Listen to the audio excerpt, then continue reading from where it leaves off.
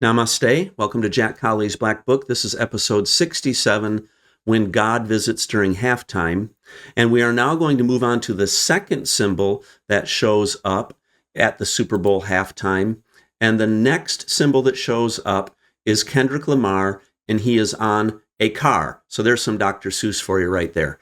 We look at this picture and we say, well, there's a Buick. And if we do a little more digging, we say there's a 1987 Buick GNX. We also have Kendrick Lamar, and he's dressed like, go figure, he's dressed like a rapper. I'll remember that Samuel L. Jackson as God just pronounced, "Let there be light. We are about to illuminate the chaos." So 1987 happens to be when Kendrick Lamar was born. But when we float above this even more, God has just started the storyline, and this is the first human that we see.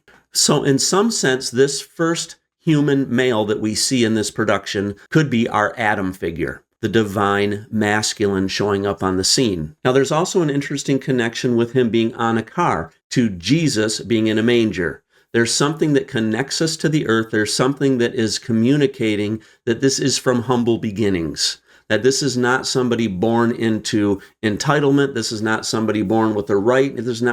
Sometimes you drive past the first home that you lived in, even though you were an infant, and there's something about making that connection like I existed there once. So this is where the tension begins, because the darkness and the chaos represent potential, which is feminine divinity or feminine energy. Now, if you think about this, it can't happen in any other way, because what comes out of the feminine? Birth. That is one of the functions of the divine feminine, is to usher in life from chaos. While Kendrick is rapping, out of the car, not only the doors, but also the trunk of the car opens up and people begin spilling out. The people in white are males and the people in red are females. I remember as a kid when I used to go to the circus, and this small little car would drive into one of the three rings of the circus, and out of this car would just pour clown after clown after clown. Is this a clown car? Is this something spilling out? I'm really hesitant to agree with that interpretation, but it's probably just because I enjoy looking at these symbols, through my eyes and through my past experiences. So Kendrick Lamar starts to rap. He starts to talk. He starts to identify. He starts to label, which was one of the first things Adam had to do. He had to name the animals, because when you name something, you bring it into existence on a human level. It is, in essence, a spilling out.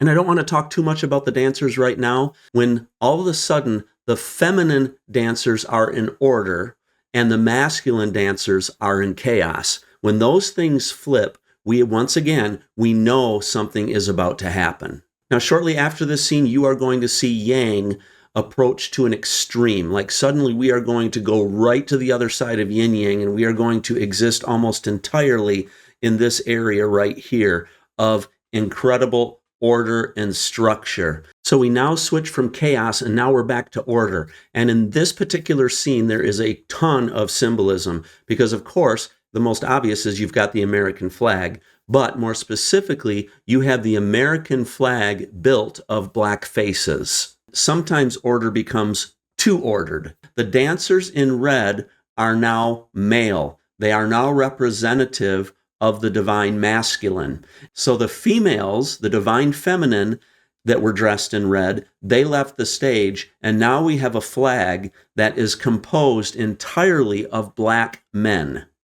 Near the end of this scene, where everything is in synchronization, where everything is ordered, Kendrick Lamar starts saying, "Sit down, stay humble, sit down, stay humble."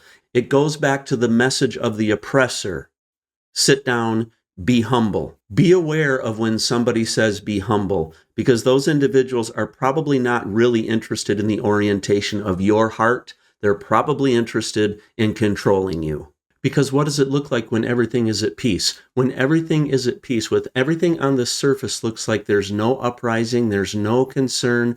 You have the slaves doing their thing, and then you have the masters doing their thing. And on the surface, everything is nice and everything is calm. Where in reality, if you go just below the surface, you have masters and oppressors who are doing horrendous things to individuals in slavery, from rape to cutting off limbs, to cutting off fingers, to whipping, to beating, to separating families, to taking away children, and the list can go on and on and on. We're happy when we think nothing is going on, when everybody's doing their thing, when everybody is in their place. We're happy and we're content, and we don't dare to look below the surface. And in 2025, we have got to have the guts to keep looking under the surface, because not everything is as it should be. Namaste, my friend.